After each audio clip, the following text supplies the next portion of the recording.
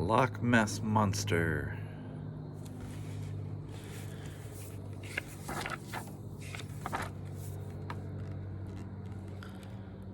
In faraway Scotland, there was a famous lake called Loch Ness, and legend had it that deep in this lake lived a monster. No one had ever seen it.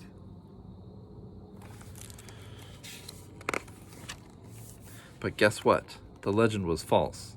In truth, way down at the bottom of Loch Ness, there lived not one, but 3 monsters. There was Nessie, her husband Fergus, and their wee laddie Angus. And they were kilts. Haha. From the time he was a baby, Angus's parents had taught him the 5 basic monster rules. Number 5, never behave in a monstrous manner. Number 4, never eat with your thumbs. Number 3, always say excuse me when you cough, sneeze, or burp. Number 2, always pick up after yourself. And number 1, never, ever, ever go up to the surface of the loch.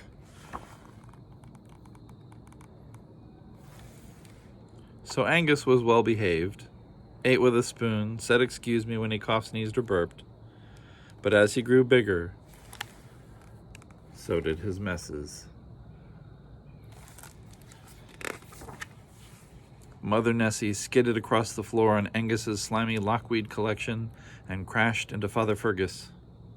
Father Fergus tripped over Angus's fishy dolls and landed in the porridge. Angus loved the action.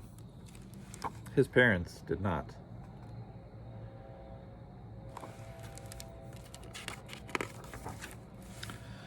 Have you noticed that our laddie leaves skirps all over his dishes, they asked?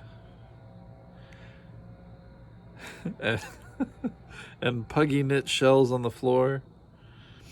And that his hummy-doddies are hopelessly mixed up?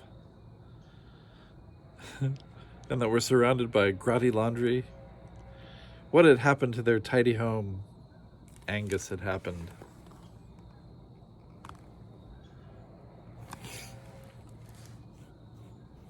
It was time to enforce basic monster rule number 2. Always pick up after yourself. So Angus's parents told him that while they loved him very much, until he cleaned up after himself, he would have to stay in his room so that his stuff would stop spreading.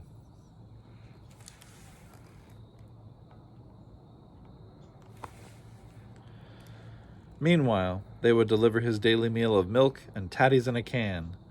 So Angus went off to his room. In the days that followed, he didn't feel lonesome, for he had so much interesting stuff. Every day he would play with his toys, tossing each one to the floor when he had finished. Before long, the floor was full. So Angus tossed his used items onto the bed.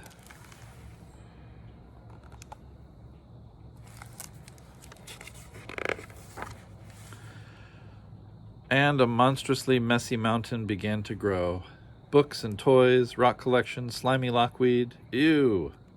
Fishy dolls, tatty cans, hummy-doddies too.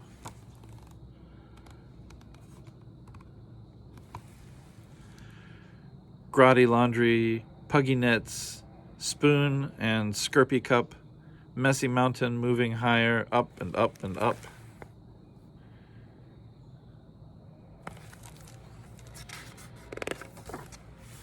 At night, it was, as was his habit, Angus would check to be sure that there were no monsters under the bed. Then he would strap on his mountain gear and make the long climb to his lumpy sleeping perch. No monsters under the bed. Climbing up. Each night, this climb took a little longer because each day he added books and toys, rock collection, slimy lockweed, ew, fishy dolls, tatty cans, hummy-doddies too, grotty laundry, puggy knits, spoon and skirpy cup, messy mountain moving higher, up and up and up.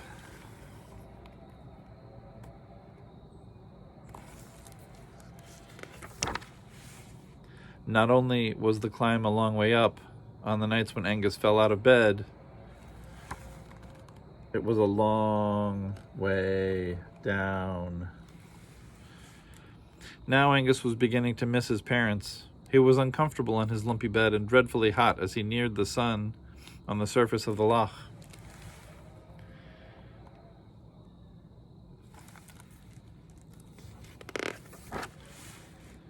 Surface of the Loch.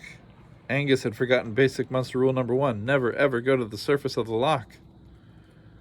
But here was Angus rising. Meanwhile, 3 friends gathered on the shores of Loch Ness. A duck, a goat, and a Highland coo, Highland cow, looked out over the water as they had every morning for years, waiting patiently for the Loch Ness monster to appear. I love the Highland coo's hair.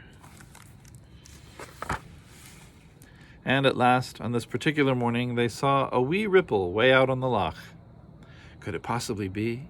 They focused their camera, binoculars, and telescope, and what they saw was Sloppy Angus just awakening and rising on his bed, or what once had been his bed. What a mess, exclaimed the 3 observers. The trio sadly shook their heads. It's nae the Loch Ness monster. 'Tis the Loch Ness monster. 'Tis the Loch Ness monster.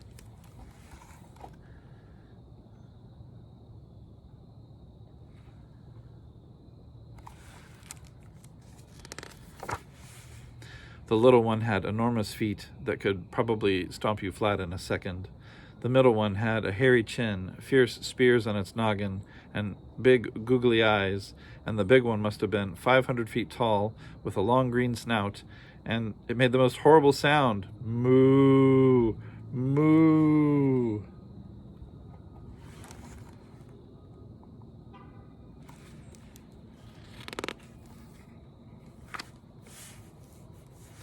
Time to move. Suddenly, Sloppy Angus wanted to clean up. He gathered up as much stuff in his arms as he could hold and climbed down, down, down to the bottom of his mountain.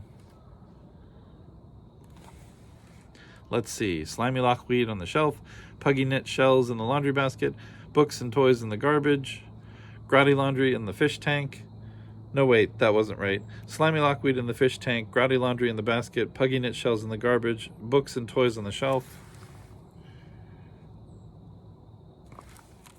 Now, Angus remembered. And up and up and up he went for another load, and down, and up and down, load after load, until at last all of his stuff had found a place.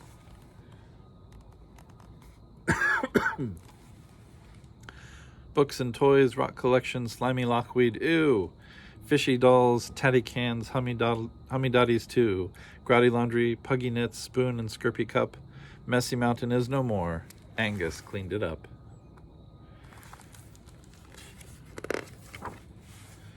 Angus was thrilled to see his parents, and as he passed them, he cheerfully called, I'm off to wash my dishes and recycle my tatties in a cans. His mother and father were concerned. Are ye peely-wally, laddie?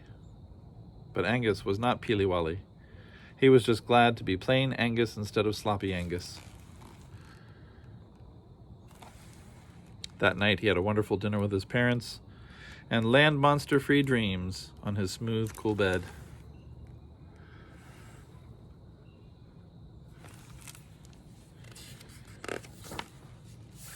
Epilogue. But Angus didn't want his parents to think he was perfect, so once in a while he acted a little bit monstrous and left a very wee mess.